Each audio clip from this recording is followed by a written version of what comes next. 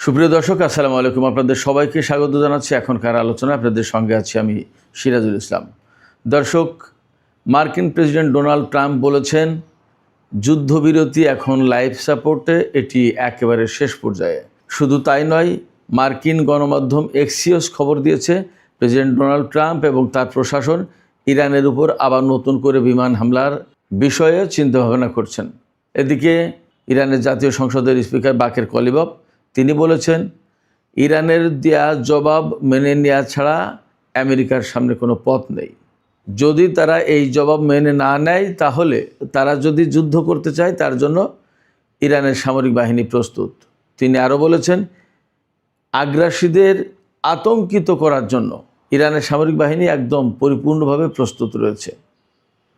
সর্বোপরি ইরানের পক্ষ থেকে পরিষ্কার ঘোষণা দেওয়া হয়েছে পরমাণু নিয়ে কোনো আলোচনা আর হবে না। তাহলে প্রশ্ন আসছে, এই পরিস্থিতি থেকেই যুদ্ধ অনিবার্য হয়ে গেল, নাকি দুই পক্ষ রাজনৈতিক এবং কূটনৈতিক চাপ বাড়ানোর কৌশল নিয়েছে? সুপ্রিয় দর্শক, এই সমস্ত বিষয় নিয়েই এখন বিস্তারিত আলোচনা করব। আশা করি আপনারা শেষ পর্যন্ত সঙ্গে থাকবেন। আর ভিডিও যদি ভালো লাগে তাহলে লাইক, কমেন্ট, শেয়ার করবেন এবং চ্যানেলটি সাবস্ক্রাইব করে সাথেই থাকবেন। দর্শক, মূল আলোচনা সেটি হচ্ছে ডোনাল্ড ট্রাম্পের বক্তব্য। ডোনাল্ড ট্রাম্প পরিষ্কার করে বলেছেন যে ইরান যে জবাব দিয়েছে, আমেরিকার দেয়া 14 দফা প্রস্তাবের ব্যাপারে ইরান যে জবাব দিয়েছে সেই জবাব বোকামিপূর্ণ হয়েছে, স্টুপিড একটা জবাব হয়েছে তিনি বলেছেন। শুধু তাই না, তিনি বলেছেন যে ইরানের এই জবাবের পর এখন যুদ্ধবিরতি যেটা ছিল সেটা লাইফ সাপোর্টে, তার মানে এর জীবন শেষ, যে কোনো সময় যুদ্ধবিরতি ভেঙে যেতে পারে। তার মানে যুদ্ধবিরতি ভেঙে যাওয়া মানেই হচ্ছে দুই পক্ষের মধ্যে আবার যুদ্ধ শুরু হয়ে যাওয়া। এই ব্যাপারে ডোনাল্ড ট্রাম্প গতকালই তার নিরাপত্তা টিম যেটা রয়েছে, জাতীয় নিরাপত্তা টিম, তাদের সাথে বৈঠক করার কথা ছিল। এরই মধ্যে হয়তো বা বৈঠক হয়ে গেছে। এদিকে ইসরায়েলের প্রধানমন্ত্রী বেনিয়ামিন নেতানিয়াহু গতকালকে তার সিকিউরিটি ক্যাবিনেট যেটা, তার সাথে মিটিং করেছে এবং সেখান থেকে বিস্তারিত খবর না আসলেও বিভিন্ন সূত্র থেকে যে সমস্ত কথা পাওয়া যাচ্ছে তা হচ্ছে এই যে ইসরায়েল ইরানের বিরুদ্ধে যুদ্ধ করার জন্য প্রস্তুতি নিচ্ছে এবং যে কোনো সময় যুদ্ধ আবার শুরু হতে পারে। এপাশে আমেরিকা যে ইরানের বিরুদ্ধে যুদ্ধ করার জন্য বা হামলা চালানোর জন্য আবার চিন্তা ভাবনা করছে, তাতে মূলত বিমান হামলাটাই হবে মেইন। এবং বিমান হামলা হলে কোথায় কোথায় হামলা হবে সেটা এক্সিওস পরিষ্কার করেছে। এক্সিওস বলেছে আমেরিকা আগে ইরানের যে সমস্ত টার্গেট সেট করেছিল সেই টার্গেটের 25% উপর হামলা চালানো হয়নি, ওইগুলো এখন প্রধান লক্ষ্যবস্তুতে পরিণত হবে। তার মানে ধরুন ইরানের আরও কিছু সামরিক কমান্ড সেন্টার বা স্থাপনা বা হেডকোয়ার্টার্স বা সামরিক ঘাঁটি, এরপরে ইরানের আরও কোনো বিমানবন্দর বা আরও কোনো ইউনিভার্সিটি, বিদ্যুৎ কেন্দ্র, পরমাণু কেন্দ্র, তারপরে জ্বালানি ডিপো, তেলের ডিপো, রিফাইনারি, এইরকম। এরপরে নিশ্চয়ই সর্বোচ্চ নেতা থেকে শুরু করে গুরুত্বপূর্ণ নেতা এবং কর্মকর্তা, সেনা কমান্ডারদের ঘরবাড়িতে হামলা, তাদেরকে হত্যা করার একটা চেষ্টা, এগুলো হবে।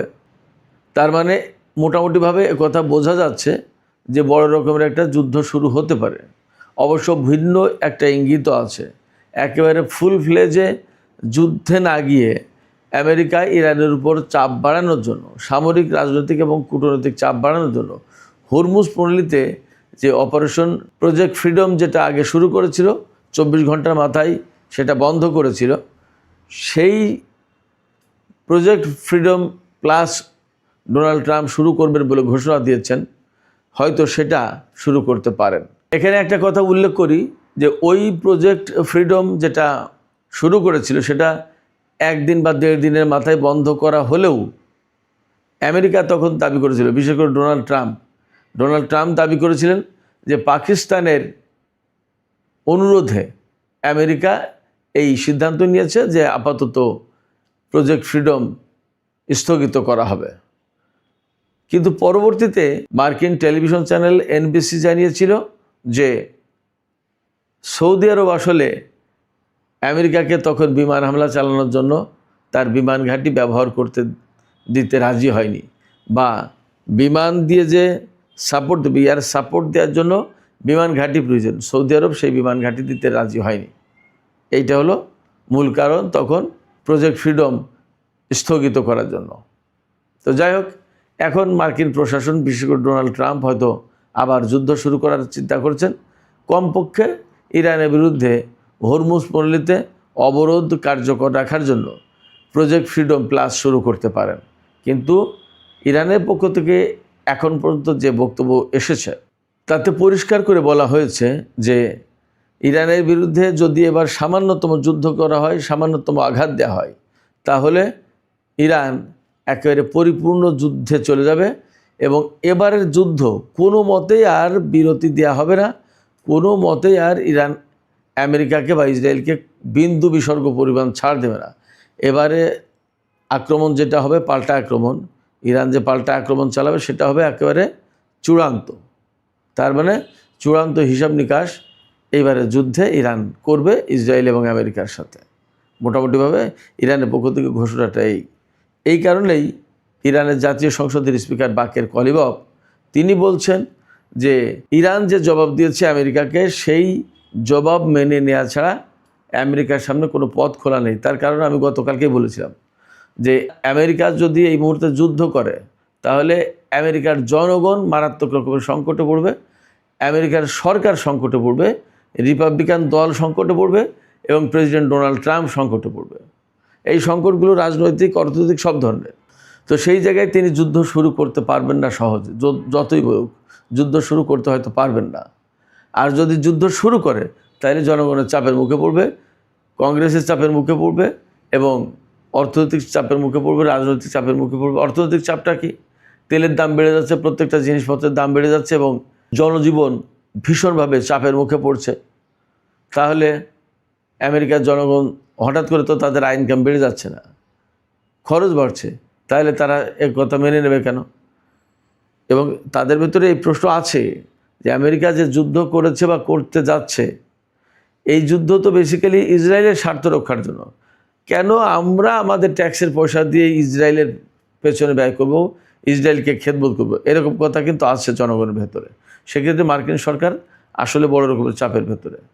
তাহলে যুদ্ধও যদি করতে না পারে, আবার যদি এই চুক্তি মেনে নেয়, তাহলে আমেরিকার একেবারে ভীষণভাবে পরাজয় হয়ে যাবে, রাজনৈতিক, কূটনৈতিক সব ধরনের পরাজয়, সামরিক পরাজয়। তাহলে এই পরাজয় মেনে নিলে সারা বিশ্বে আমেরিকার মাতবরি চলে যাবে।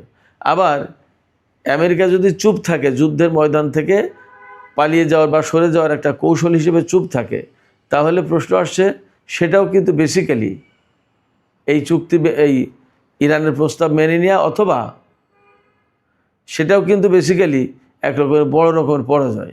বড় রকমের পরাজয় এই কারণে যে আমেরিকা আর যুদ্ধ না করে পিছিয়ে গেল, চুপচাপ থাকলো। ইরান এরই মধ্যে আমেরিকাকে কিন্তু আসলে বিভিন্নভাবে অপমান, অপদস্থ করেছে। বিশেষ করে চুক্তি এবং যুদ্ধবিরতি সংক্রান্ত যে আলাপ আলোচনা, তাতে ইরান দুইটা অবস্থানে ছিল। একটা হচ্ছে প্রথমে সে আলোচনায় বসতেই চায়নি, আর যখন একটা আলোচনা, যুদ্ধবিরতি হয়েছে, আলোচনায় বসেছে, তখন এমন জবাব দিয়েছে, এই জবাব আমেরিকার পক্ষে মেনে নেওয়াও সম্ভব না, আবার প্রত্যাখ্যানও করা সম্ভব না। ভারী গ্যাড়াকলে পড়েছে ডোনাল্ড ট্রাম্প। এখন মেনে নেবে না চুপ থাকবে, নাকি যুদ্ধ শুরু করবে, কোনো কিছু ক্লিয়ার না। যুদ্ধ শুরু করলে এবার সত্যি সত্যি ইরান বড় রকমের একটা প্রতিরোধের উদাহরণ সৃষ্টি করবে, যে প্রতিরোধ আসলেই আমেরিকাকে অনুতপ্ত করবে। এই জায়গা থেকে মার্কিন প্রশাসন, ডোনাল্ড ট্রাম্প, এই জায়গা থেকে মার্কিন প্রশাসন এবং ডোনাল্ড ট্রাম্প ভারী বিপদে পড়েছেন। ইরানি কর্মকর্তাদের পক্ষ থেকে একথাও বলা হচ্ছে যে গত 40 দিনের যুদ্ধে ইরানের যে অস্ত্র এবং ক্ষেপণাস্ত্র খরচ হয়েছে, তার চেয়ে এখন অনেক বেশি বানানো সম্ভব হয়েছে। কিন্তু আমেরিকা এই কয়েকদিনে যা বানিয়েছে তা 1 দিন 2 দিনের যুদ্ধে ফুরিয়ে যাবে, থাকবে না। অতএব আমেরিকা যদি ইরানের বিরুদ্ধে যুদ্ধ করতে আসে, তাহলে এবার ভয়াবহ বিপর্যয়ের মুখে পড়বে। এদিকে আরেকটি গুরুত্বপূর্ণ খবর ছিল, যে খবর আজকের আলোচনা আসলে সবচেয়ে বড় ফোকাস পয়েন্ট হতে পারে। সেটা হচ্ছে ইরান পরিষ্কারভাবে বলে দিয়েছে যে তারা পরমাণু ইস্যু নিয়ে আর কোনো আলোচনায় বসবে না আমেরিকার সাথে। তার মানে কি, আমেরিকা যে পরমাণু কর্মসূচিকে কেন্দ্র করে ইরানের সাথে এত যুদ্ধ বিগ্রহ এত কিছু করছে, সেই ব্যাপারে ইরান বলছে যে আর কোনো আলোচনাই হবে না, এটা আলোচনার কোনো এজেন্ডা না। এখন আলোচনার এজেন্ডা হচ্ছে হরমুজ প্রণালী খুলে দেওয়া, যুদ্ধ বন্ধ করা, ইরানের উপর থেকে নিষেধাজ্ঞা প্রত্যাহার করে নেওয়া, ইরানের যে সমস্ত সম্পদ জব্দ করে রেখেছে, বাজেয়াপ্ত করেছে আমেরিকা বিভিন্ন দেশে, সেই সম্পদগুলো ছাড় দিয়ে, এইগুলো আলোচনা হবে। পরমাণু নিয়ে কোনো আলোচনা হবে না। এর ভিতরে মার্কিন গণমাধ্যম কিন্তু একটা খবর দিচ্ছে। সেই খবরটা হচ্ছে ইরান নাকি রাজি হয়েছে তার সমৃদ্ধ ইউরেনিয়াম আমেরিকা বা অন্য কোনো দেশের কাছে হস্তান্তর করতে। এর বিনিময়ে ইরান হয়তো পয়সা পাবে। কিন্তু ইরানের পক্ষ থেকে একদম পরিষ্কার করে বলা হয়েছে যে ইরান এই ধরনের কোনো কথা বলেনি, এটা সম্পূর্ণ মিথ্যা। বরং পরমাণু ইস্যু আলোচনার কোনো এখন আর এজেন্ডা থাকবে না, এটা নিয়ে কোনো আলোচনা হবে না। এদিকে ইরান, আমেরিকা এবং ইসরায়েলের ভিতরে যখন যুদ্ধ চলছিল, তখন গোপনে সংযুক্ত আরব আমিরাত ইরানের গুরুত্বপূর্ণ বিমান ঘাঁটি বা তেল শোধনাগার বা তেল স্থাপনা এই সমস্ত জায়গায় হামলা চালিয়েছে। এই কথা আজকে বিভিন্ন গণমাধ্যমে খবর এসেছে, পশ্চিমা গণমাধ্যমে তো খবর এসেছে, টাইমস অফ ইসরায়েলেও খবর এসেছে যে ইসরায়েল হচ্ছে সংযুক্ত আরব আমিরাতের এই মুহূর্তে সবচেয়ে বড় বন্ধু। সেই বন্ধু দেশের গুরুত্বপূর্ণ একটা প্রভাবশালী পত্রিকা টাইমস অফ ইসরায়েল, সেই টাইমস অফ ইসরায়েলে এই খবর এসেছে। তার মানে হচ্ছে যে ইরান এটা পরিষ্কার জানতে পেরেছে এবং বুঝতে পেরেছে যে সংযুক্ত আরব আমিরাত আমেরিকা এবং ইসরায়েলের হয়ে ইরানের কত বড় ক্ষতি করেছে এবং কত বড় ক্ষতি করতে চায়।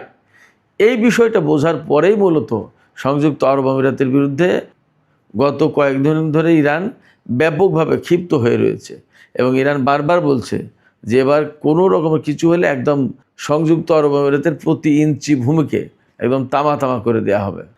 সংযুক্ত আরব আমিরাতের উপর ক্ষেপে যাওয়ার মূল কারণ হচ্ছে এটা। তো সেক্ষেত্রে সংযুক্ত আরব আমিরাতের সামনেও কিন্তু এখন অস্তিত্ব টিকিয়ে রাখার প্রশ্ন।